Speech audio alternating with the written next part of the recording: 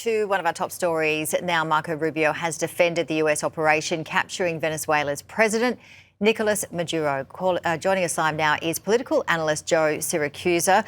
Joe, great to see you. So it's all unfolding and very fast moving, as you well know. But let's go back to the beginning. The actual military operation. Talk us through your opinion on that. Well, good morning, Janie. Yeah, it was pretty slick, as a matter of fact. It was right up there with getting bin Laden as operational things go. They were able to go in there and pluck him and bring him and his wife out. And this is the first time in, I think, 20 or 36 years, the United States has decapitated the head of a government. So this is a bit of a trick, and it looks like there have been a minimum amount of casualties. I know there are no American casualties, but this is kind of new territory. What do you do when you get Maduro and his wife out, and because the regime is still in place?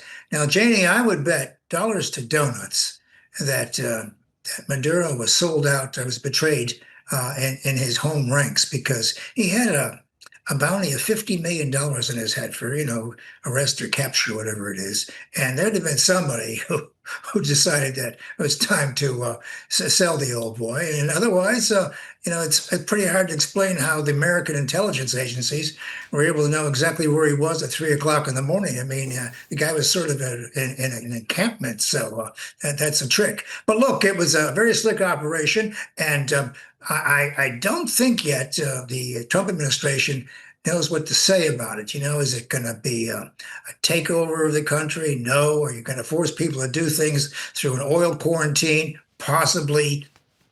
Can you get anybody to do anything without food, without boots on the ground? You need foot soldiers in any war or conflict in history. Unless you got boots on the ground, you can't make anybody do anything. So we don't know how far this is going to go.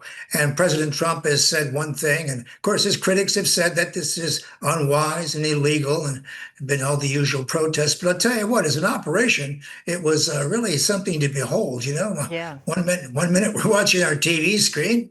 Next thing you know, Maduro's on his way to Brooklyn to be arraigned. I mean, this is an extraordinary thing. And, the other thing too is how far do you go with this? I mean, once you've decapitated this guy, I mean, do you go in, start delivering the mail and directing downtown traffic in Caracas? I mean, how far do you go? How far can you go?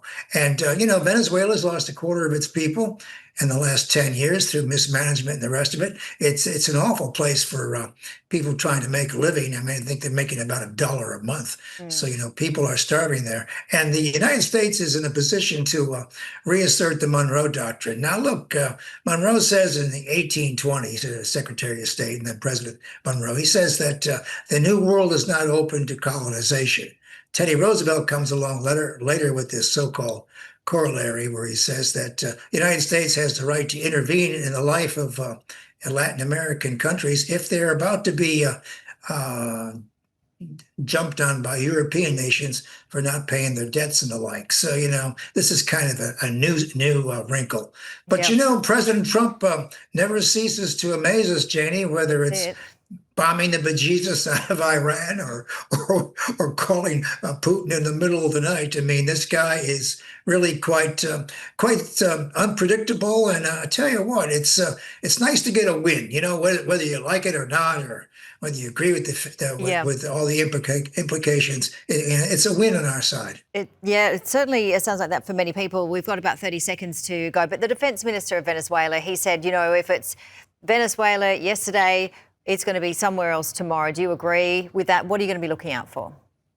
Not really. I mean, the Venezuela was the recipient of one of the finest naval forces ever floating in the Caribbean. You need the ability to project power. You can talk about being tough in Taiwan. You can be tough in Kiev and other places. But unless you have the ability to project power in a manner that is decisive, it doesn't make any difference. So it all depends on the country wielding the power and all the rest of it. Now, the thing is, how does President Trump what does he do with this thing? How far does he go?